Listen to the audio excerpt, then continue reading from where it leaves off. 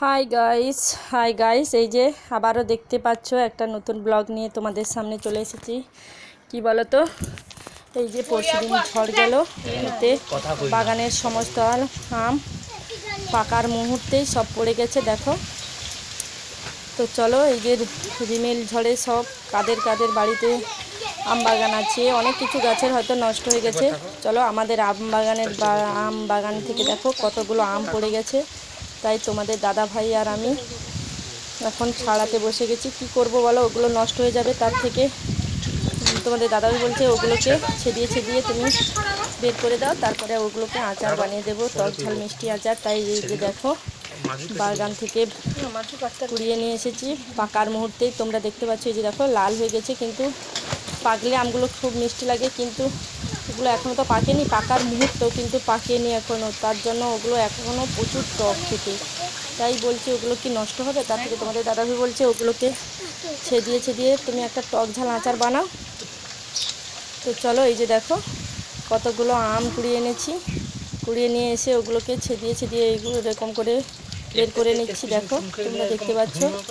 তো চলো একটা টক ঝাল মিষ্টি আচার বানাবো, তোমরা দেখতে পাবে কেমন লাগে। তো তোমরাও চেষ্টা করো। দেখেছো কীরকম আমি দেখো মুখে দিতেই বুঝতে পারছো তোমরা, প্রচণ্ড টক। এই দেখো সব পাকার মুহূর্তে পেকে গেছে, দেখো এখনও পাকেনি, নরম হয়নি, কিন্তু খুব টক, কিন্তু একটা একটা কাঁচাই আছে। বেশিরভাগ আমগুলোই পাকা হয়েছে, ওগুলো ফেটে গেছে, রাখলেও পাকবে না, তার থেকে নষ্ট হবে কেন, তার জন্য বলছি ওগুলোকে আচার বানিয়ে নাও। তো চলো, এই যে আমি কিছুটা কেটেছি, এই যে দেখো তোমাদের দাদাভাইকে বলছি এখন তুমি কাটো, আমি ভিডিও করে দিচ্ছি তোমাকে। তো চলো, এই যে কতগুলো আম দেখো তোমরা, সব তোমরা দেখতে পাচ্ছ পাকা হয়ে এসছে, কিন্তু খুব টক ওগুলো। আমাদের আম বাগান বাড়িতে অনেকগুলো আমের গাছ আছে, তো তোমাদের দেখিয়েছি এর আগের ব্লকে কাঁচা আমের আচার দেখিয়েছি। এবার দেখো পাকা আমের আচার কীরকম বানাতে হয়। তোমাদের বাড়িতেও যদি এরকম কারোর বাড়িতে এরকম ঝড়ে পাকার মুহূর্তে আমগুলো পড়ে যায়, ওগুলোকে কি করবে, নষ্ট করে কিছু লাভ নেই, আর ওগুলো পাকবেও না, কারণ ওগুলো ফেটে গেছে, ঝড়ে পড়ে গেছে, মানে ওগুলো ফাটবেই। একটা আধরা যদিও ভালো থাকে, বেশিরভাগ আমই ফেটে যাবে ঝড়ে নিচে পড়লে, তার জন্য ওগুলোকে নষ্ট করে কী লাভ। এই জন্য তোমাদের দাদাভাই দেখো, তোমাদের দাদাভাই আর আমি সবগুলো কেটে ফেলেছি। এখন কেটে এই দেখো অনেকগুলোই হয়ে গেছে। তোমাদের দাদাভাই বলছে ওগুলোকে একটু চুন জলে ডুবিয়ে দাও, তাহলে ওদের কষটা বেরিয়ে যাবে ভালো করে। তো এই যে চুন জল দিয়ে এখন রেখে দিচ্ছে। তো চলো দেখতে পাবে তোমরা ওগুলো কেমন বানাই, দেখো তোমরা তাহলে দেখতে থাকো ওই আচারটা কেমন তৈরি করি। দেখো এই যে আবার চলে এসেছি রান্নাঘরে। এই যে প্রথমে কড়াইতে সাদা জিরে দিয়ে দিয়েছি গরম করার জন্য, ওগুলোকে প্রথমে ভেজে নেব, কিছু একটু ভেজে বলতে কিছুটা গরম করে নিচ্ছি, গরম করে ওগুলোকে গুঁড়ো করতে হবে। তো চলো, তো দেখো রান্নাঘরে এখন চলে এসেছি, সে কড়াই বসিয়ে জিরেটা দিয়ে দিয়েছি, দিয়ে এই যে আমি নাড়ছি। দেখো ওগুলোকে প্রথমে একটু গরম করে নিয়ে ওগুলোকে গুঁড়ো করতে হবে। তো চলো, যাদের যাদের এই রেসিপিটা ভালো লাগবে, এই আচারের রেসিপিটা, তারা বাড়িতে বানিয়ে খেতে পারো, আর কেমন হয়েছে আমাকে কমেন্ট করে জানিও, আর যাদের ভালো লাগবে না তারাও কমেন্ট করে জানিও। তো চলো দেখতে থাকো। জিরেগুলোকে প্রথমে গরম করে নিচ্ছি, এই যে গরম করে ঢেলে নিয়েছি। এখন কড়াইটা তেতে গেছে, কড়াইটা বসিয়ে দিয়েছি, এখন কড়াইটা তেতে গেছে। এই যে দেখো তেল দিচ্ছি কড়াইতে, দেখো পরিমাণ মতন তেল।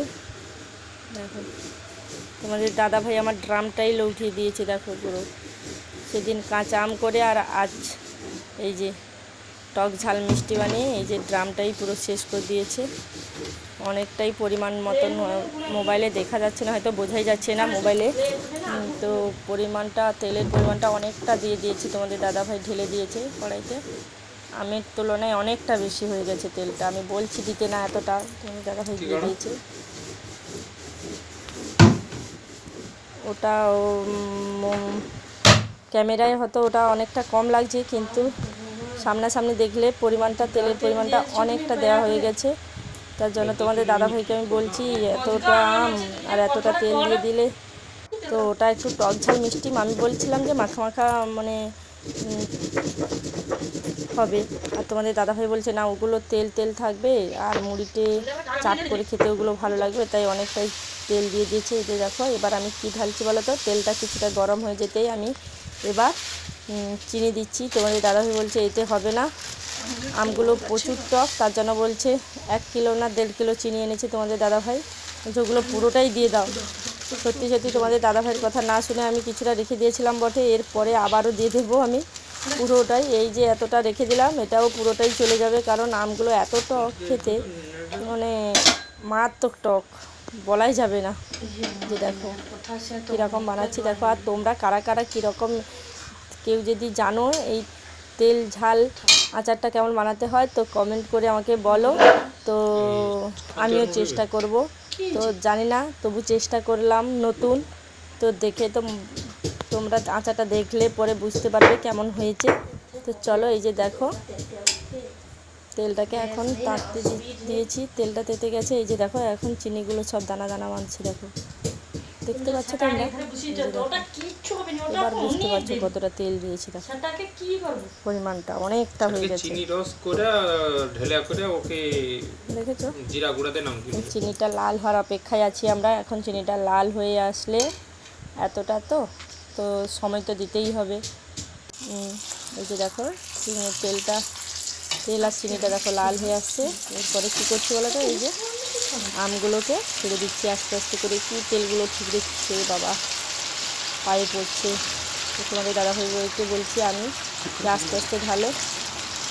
এই যে দেখো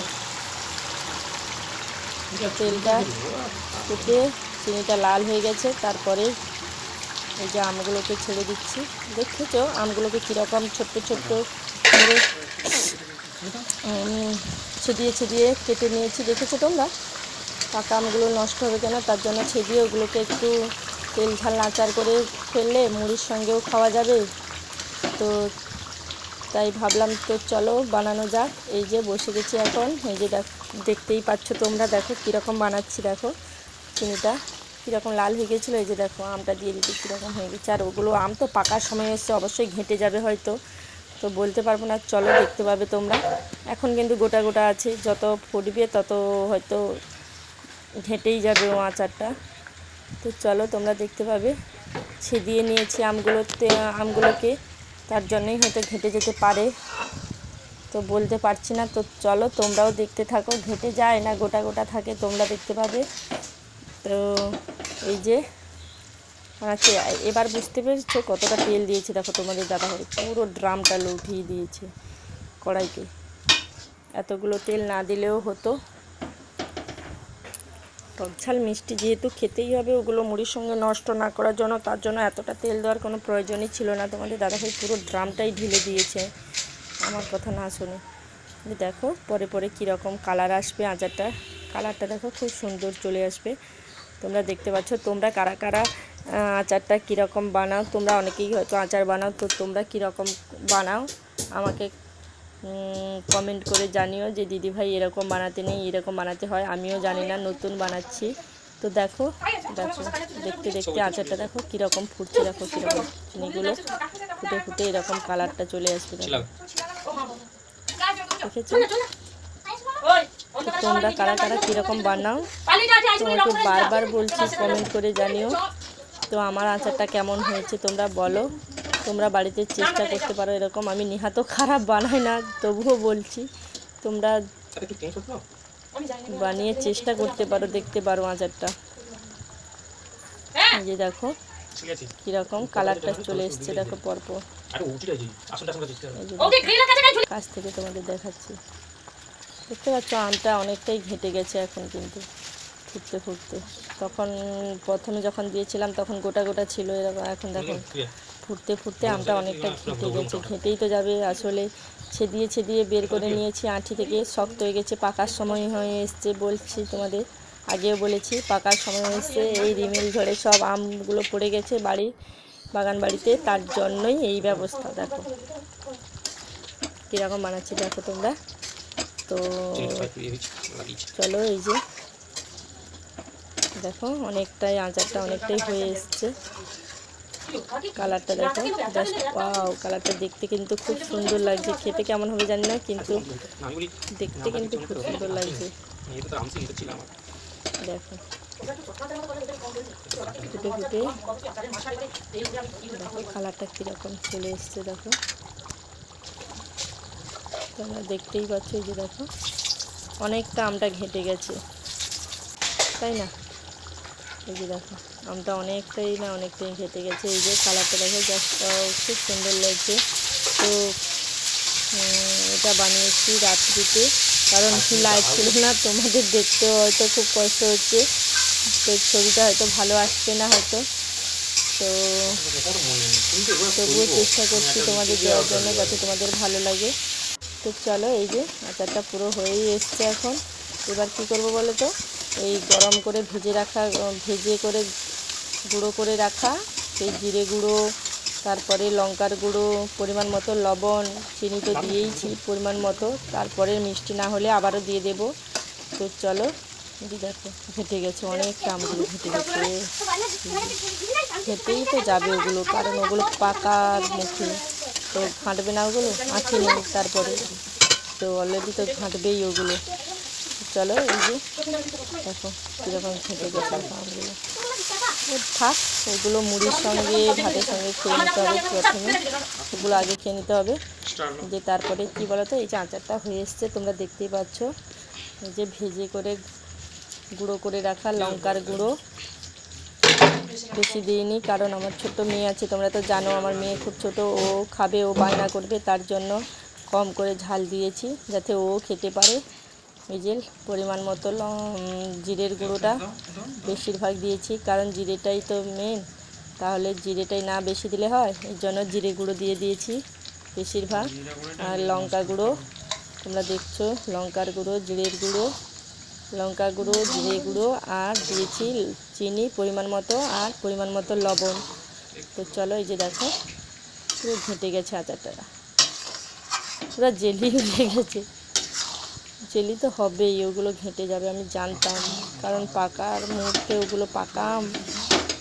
কাঁচা আমের অনেকেই ওরকম কাঁচা আমেরও বানায় বাড়িতে, আমি জানি, ছেদিয়ে অনেকের বাড়িতে ওগুলো তৈরি করে, তো ওগুলো ঘেঁটেই যায় বেশিরভাগ, আঁচি না থাকলে তো আম ঘেঁটেই যাবে। তো দেখো আচারটা হয়ে এসছে। এই যে দেখো আমি কী দিয়েছি বলতো, জিরের গুঁড়োটা দেখো, পরিমাণ মতো জিরের গুঁড়ো দিয়েছি, লবণটা একটু কম ছিল তার জন্য দিলাম লবণ। আর যে তোমাদের দাদাভাইকে বলছি আমি একটু টেস্ট করো, তো বলছে চিনি কম আছে, চিনিটা দিতেই হবে।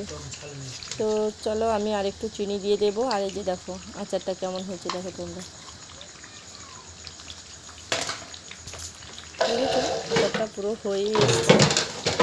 তো তোমরা যারা তোমাদের এই রেসিপিটা তোমাদের ভালো লাগলো তোমরা কমেন্ট করে জানিও, আর বাড়িতে বানাও যদি, তো চেষ্টা করো, বানানোর চেষ্টা করতে পারো এরকম, তো খেতে কিন্তু নিহাতও খারাপ লাগবে না। তো দেখো এই যে আমি তো বানানা,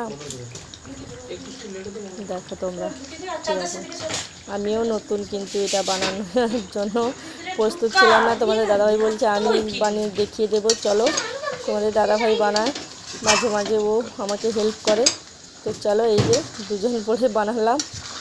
দেখো আচারটা পুরো হয়েই এসছে, দেখো দেখতে পাচ্ছ তেলগুলো, দেখো অনেকটা তেলের পরিমাণটা অনেকটা হয়ে গিয়েছিলো। দেখো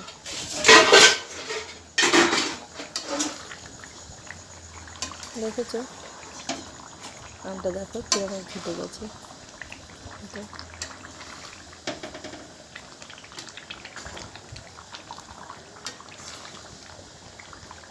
তো চলো গাইস, এই যে তোমরা দেখতে থাকো, রেসিপিটা তোমাদের কেমন লাগলো জানিও কমেন্ট করে।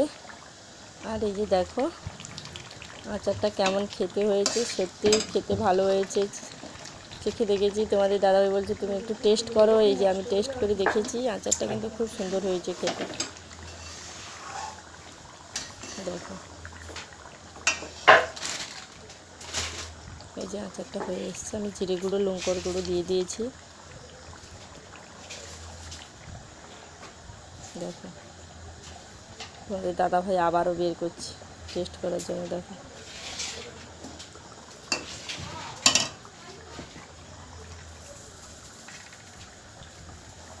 দেখো তুমি খাও দেখি, একটু খাও দেখি, তোমার খাওয়া একটু একটু দেখেছো?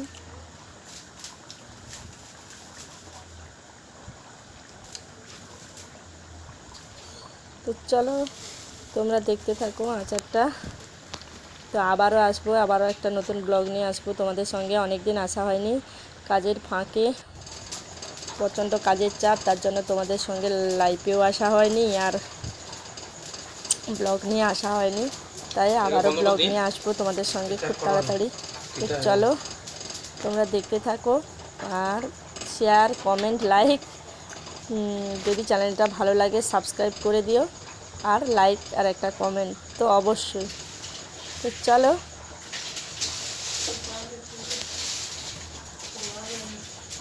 দেখো তোমরা, দেখো দেখো দেখো। চলো টাটা, বাই বাই। আবারও একটা নতুন ব্লগ নিয়ে তোমাদের সঙ্গে আবারও পরের ব্লগে দেখা হবে। চলো টাটা, বাই বাই।